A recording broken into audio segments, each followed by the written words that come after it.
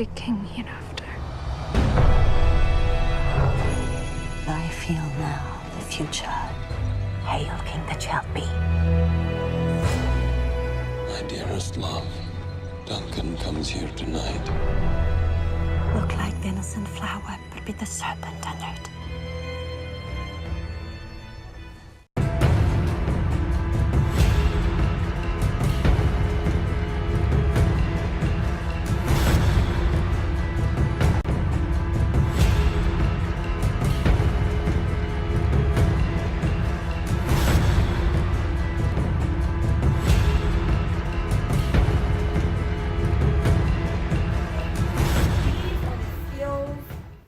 We are going to accomplish in order to be able to do that culminating writing. So we're going to do these little mini activities that is going to set you up in the good to be able to do a good final project, which is the culminating writing. So it says in order to go beyond the surface of the text, go beyond basic comprehension, to read between the lines, this is what we're going to do. We're going to identify and analyze the major characters for the characteristics of a tragic hero. Okay, student language, real talk. We're looking at Macbeth and we're going to see how he fits the bill. What is he saying in the play that is going to lead you to believe that he is a tragic hero? All right, second one, identify and analyze lines, phrases, clauses, figurative elements that provide significant revelation about the various themes involving ambition, loyalty, good versus evil, and temptation. All right, again, student talk, real language. All right, we're going to look at the different scenes, the different acts, and we're going to see these themes. And we're going to justify these themes with textual evidence. All right, the third one, identify and analyze how the themes of ambition, loyalty, good and evil, temptation, how are these themes a recipe for disaster? Okay, can you kind of see how if you have a goal or a drive to do something, could that also be a recipe for disaster? So we're going to try to look for that in Macbeth, okay? All right. Also, identify how the different perspectives, motivation, interaction can lead different characters to support the theme. Okay, we're looking at above what the characters are saying, we're looking at what they're doing. We're reading between the lines, okay? And how are these themes developed over the course of the play? How do they grow? How do they intensify, okay? You're going to form a claim. At the end of our reading, you're going to say, this is what I believe the theme is for Macbeth. And you're going to support that claim with textual evidence and analysis. And that's what we have been doing all year long, okay? All right. Now, you have a theme guide, okay? And it looks like this.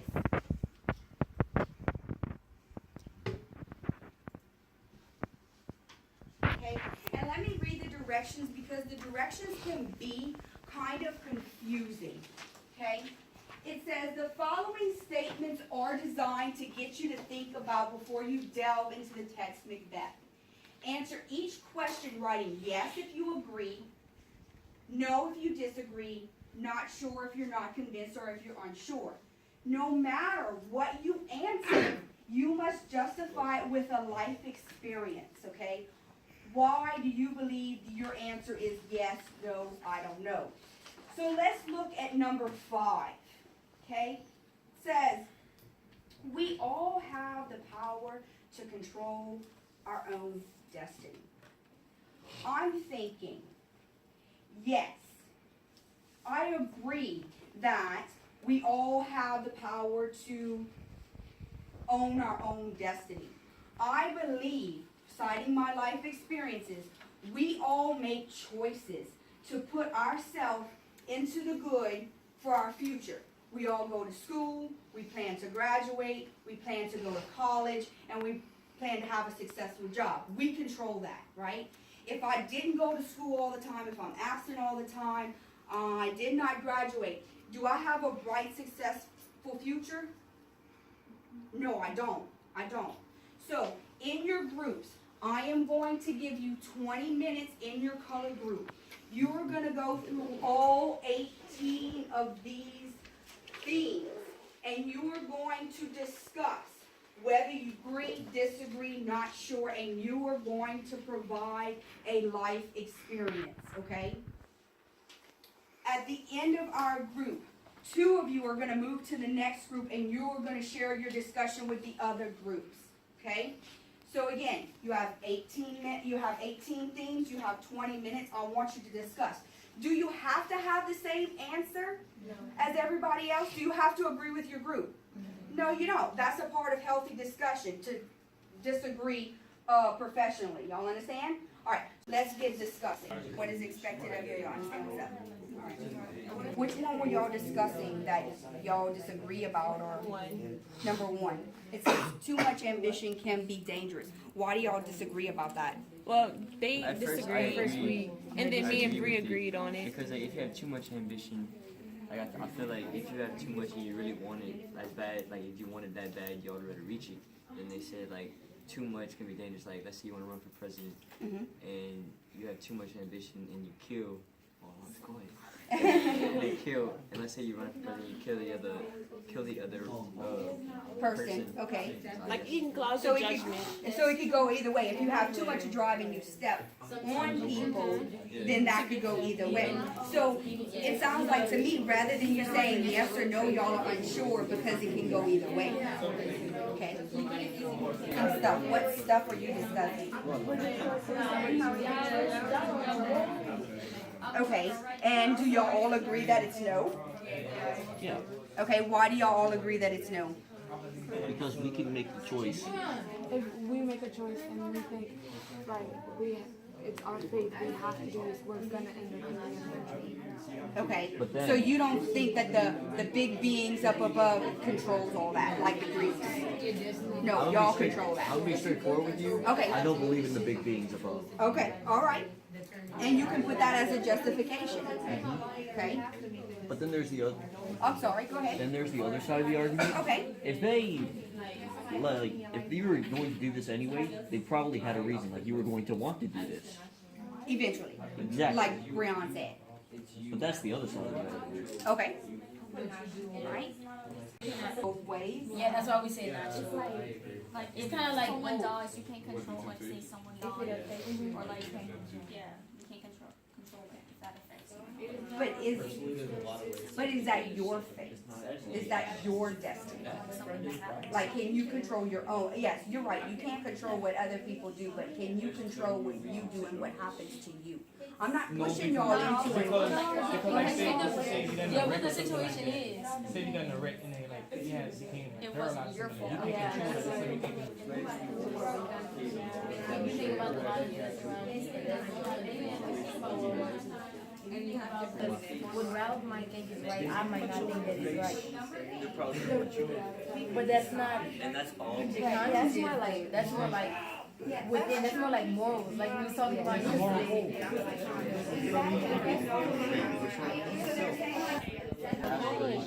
Okay, which one? Okay, a husband and a wife will always, husband and wives always should support each other in their goals and aspirations. So what's the big controversy? Because I can see some dissension in the ranks in your group. Okay, so what's, I want to know what aspiration. yeah, it's a goal. Austin says it depends on what the goal is. Like Okay. you said, alcohol. You say alcohol. Okay, so let's say you're white, you have a husband, and you got a big what if alcohol, he says you're gonna work and drink and all that. Okay. Finally tell you, would you want to support him being alcoholic? I am support him to die. Okay. That's not really a goal. What if his goal was to drink all day? That's some people's goal, right? But if your husband, but we trying to say like a husband, if that's your husband, then you had to date him for a while. Okay. Okay, so I think that, I see what y'all are saying, okay? You guys are, yes, support, I know that y'all view marriage and your parents have impressed upon you what marriage is and you're supposed to provide that person with support no matter what they do, okay? So and I see Austin's point where he's saying, and giving an instance, if your husband's goal was to go rob a bank, should you support him in that goal? Should you help him out? You see what I'm saying? You see? So in all cases, you should support them. Now, it depends on what you view as support. Is support, yeah, I'm supporting him and I'm telling him, yes, he needs to go and do that? Or am I supporting him and saying, no, you shouldn't do that because of this? So if you are unsure, you're going to put not sure, you're going to put those different situations on there. But I see both of your points. I would want to, but I wouldn't.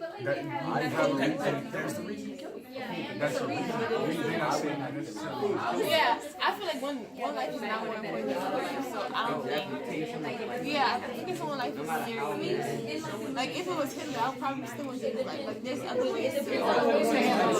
Yeah, I would like. You can be grateful for something so I can be grateful for the hamburger I have, but I definitely want to I don't know. I'm just. So what I hear you guys saying is this, like I hear you like referring to things and then you're going to the hypothetical like life situation. Does your answer depend on the thing or the hypothetical situation? I'm thinking about why you're hypothetical teetering. situation. Okay.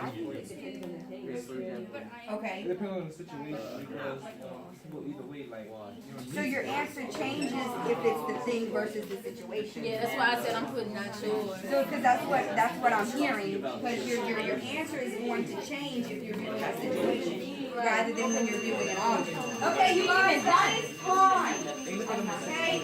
Okay. So y'all have 5 on. Put 5 on the board. Let's transition.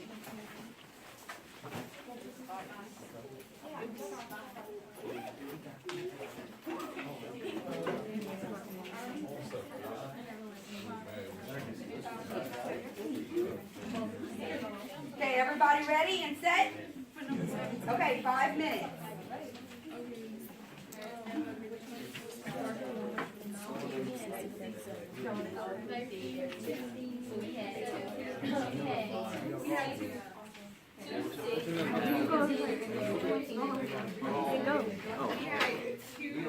Oh, we were discussing number 1. Too much ambition can be dangerous.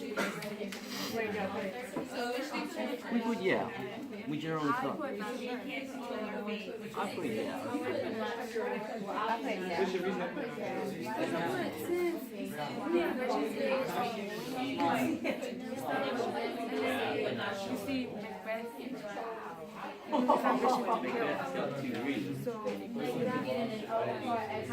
too much things with his head. I put yes because too much things with his head. He's like, But some people use too much ambition as they're using it in a good way. That's what they say. They don't use ambition as like just a negative way, like powerful and positive way. If you should use ambition to be like in a positive way, it could be like being driven and Number 6. Violence leads to more balance. Why knock you square in the face? You're gonna knock you back. Pop. Exactly. You didn't. No. I think about the war. Exactly. Like, I was gonna say something, but I don't think it was inappropriate to say it.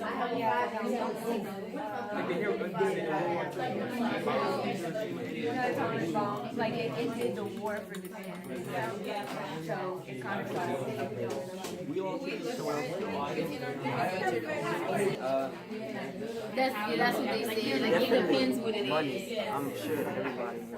More money, right? But it could be something else, like you search for more love, happiness. True. It just depends on like how you feel. Who was one that y'all had that we didn't have? Yeah, I heard y'all say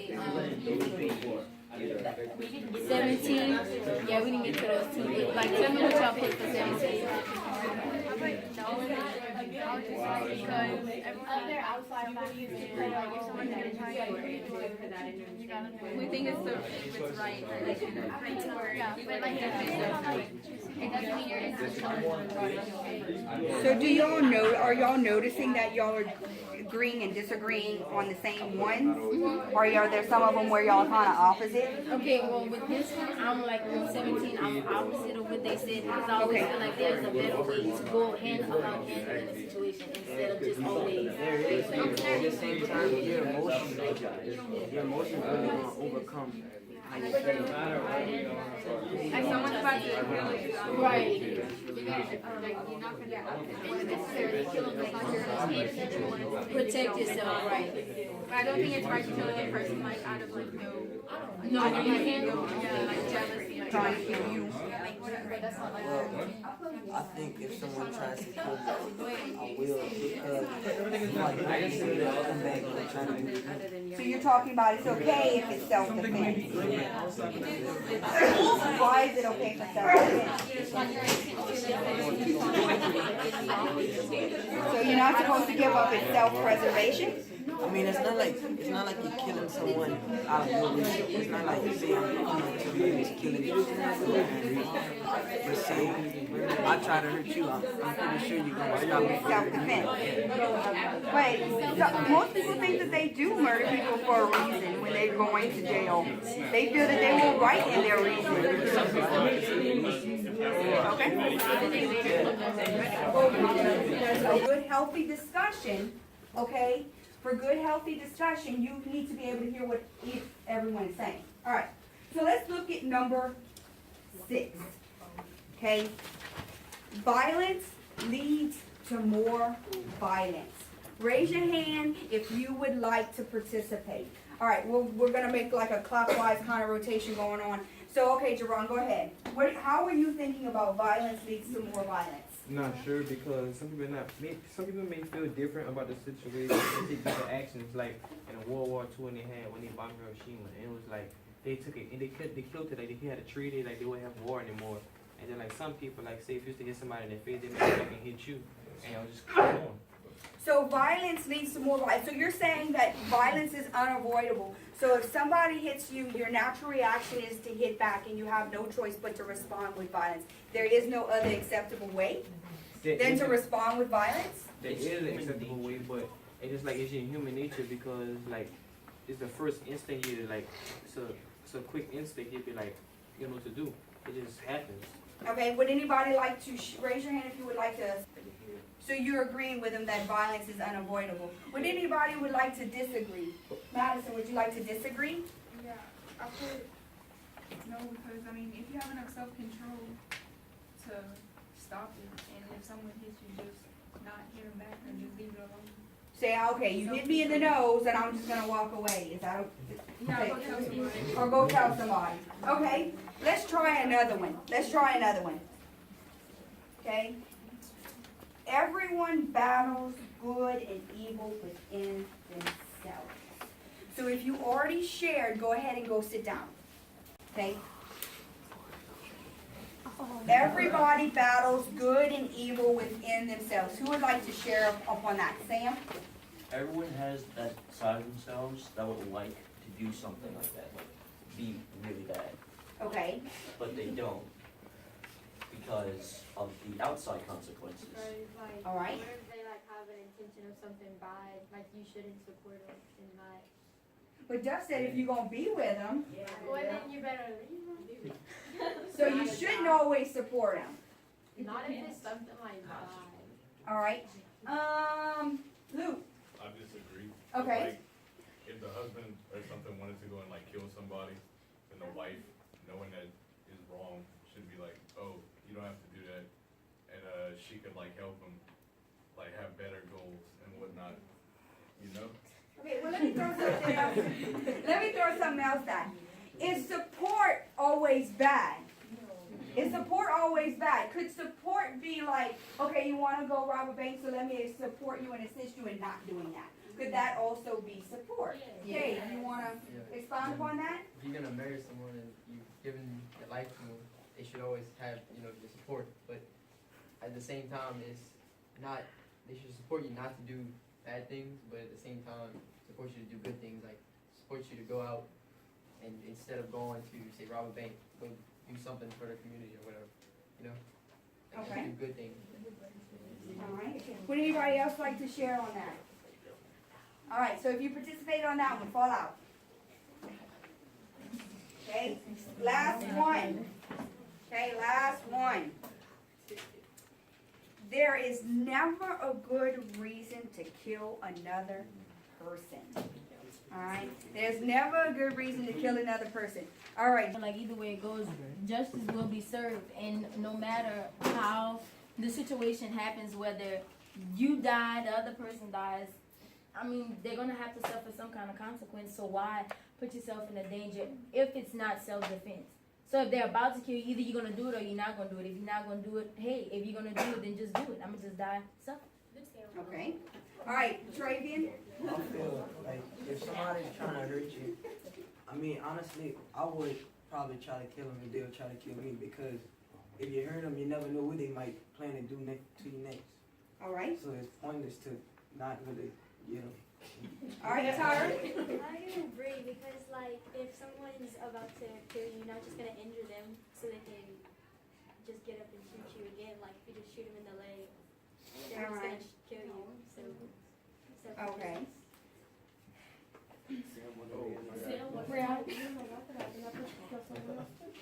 Wait, say it again? I'm sorry. That person could kill someone else too. So stop them before they get somebody else? Corey got a point. Oh, okay, Corey, you got a point? I mean, it all depends on the person, who the person is. Like, look at some of the lot. Okay. Yeah, he's a bad person. He need to die soon. Well, why did he need to die? Why he just didn't need some support in not doing that? His wife maybe should have supported him and said, hey, Osama, you know, you shouldn't be doing all that because you're hurting a lot of people. Why do you think that the support needs to be murder? You would like to re-enter the group? Okay, go ahead. He's like, maybe she should have supported him, yeah, but he already did it, so how's she going to support him now? He's done. Okay. All right, Thor, if you already participated, go ahead and fall out. So, coming back to whole group, okay? You guys, this activity where you looked at these things and you justified them with life lessons. Now, we're going to go into the reading of Macbeth. And we're going to try to justify these themes of what we see in the acts and the scenes. What are they doing? What are they saying that would lead us to believe that these themes not only reign true in life, but also reign true in a book? Okay, do y'all understand? So that's the goal. So once we do that, we thoroughly read and annotate, then we're going to take our notes. Okay, we're going to take our annotations, and we'll be able to do a nice product, which is a culminating writing. Y'all understand? Reading. Okay, some of the text. I told you that we were going to take those 18 themes that we justified with life experiences. And as a result of reading a little bit of Macbeth, we are going to justify those themes with phrases, figurative elements, lines from Macbeth. How are those themes true as a result of analyzing the actions of Macbeth and what they are saying?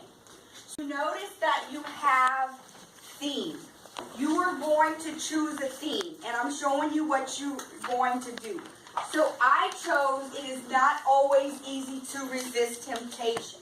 I am going to justify that with textual evidence. This is the quote that I have chosen. It says, two truths are told as happy prologues to the swelling act of the imperial theme. This supernatural soliciting cannot be ill, cannot be good. If filled with ill, why hath it given me the earnest of success, commencing in truth? I am the thane of Corridor, if good.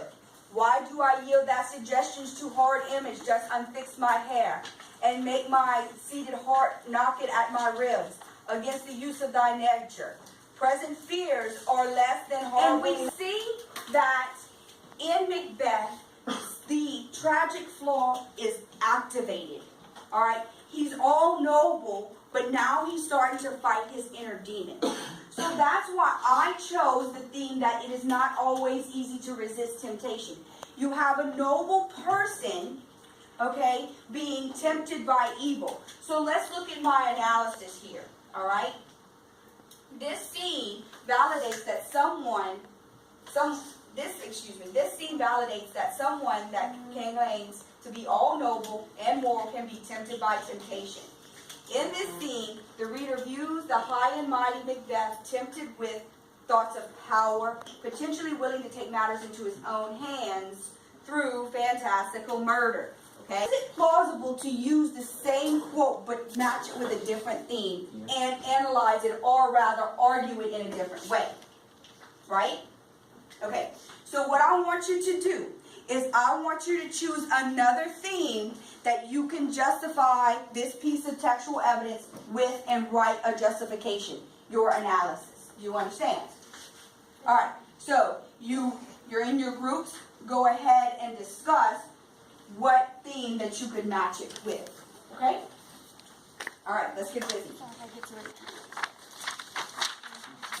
Why? Because, like, the witches told him, like, hey, you're a thane of two cities, or you're gonna be, and then you're gonna be king. But he's like, when?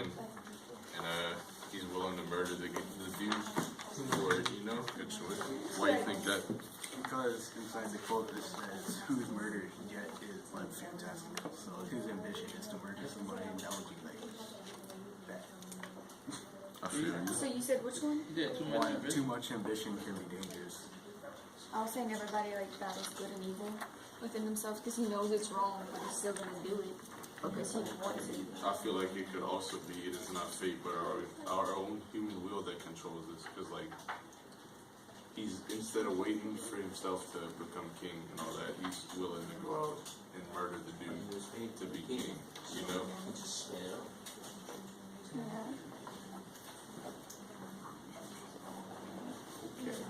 Okay, would you like to share with the rest of the group what you guys were thinking?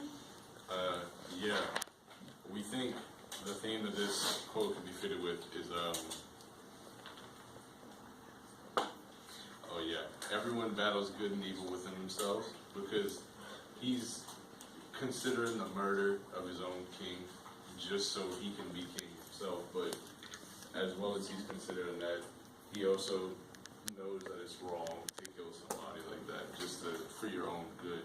So he's deciding whether or not he wants to be selfish and kill the king, or whether he wants to be selfless and let him live and just wait for himself.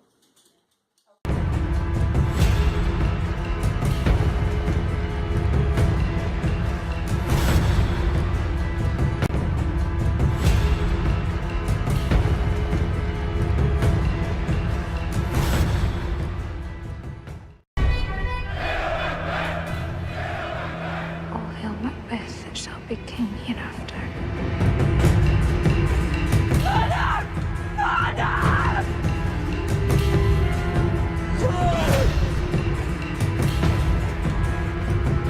Full of scorpions is my mind. What's done is done.